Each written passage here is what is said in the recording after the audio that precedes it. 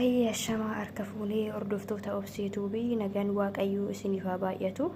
Akkam jirtu nagaa keessani? Anillee nagaa kooti waaqayyo gooftaaf galannaa ta'u. Har'a maalini isinitti agarsiisuu dhufee muuzii fi fireezaa salaaxaa hojjechuufi asitti fireezaa qaqal'isee bakka afuritti addaan baasee mummuree jira akka yeroo koon fudhanneef.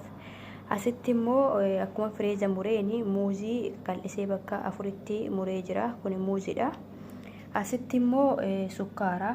Kuni sukkaaraan galana barbaachisa. Asitti immoo bishaan jechuudha. Asitti immoo qodaan itti naqadhuudha.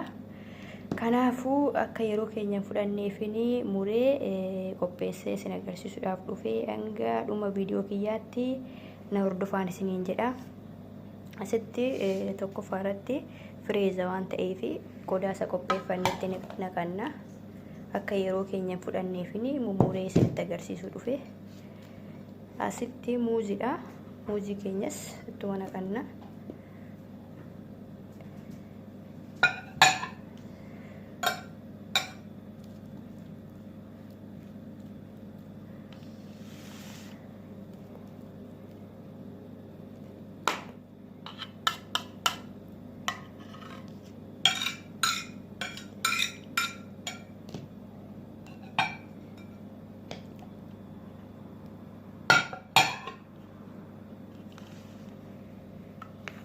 Asitti immoo kan isin agarsiise sukkaara.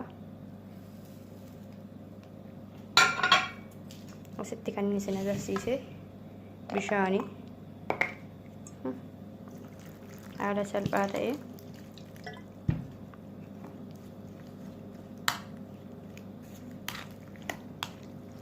waan hangana nama dhibu ta'uu hin taane callisnee duudaa isaa nyaachuu irraa akkanatti salaaxaa isaa nyaachuu natti mijataa. Kanaaf isin agarsiisuu dhufe hordoftoota koo.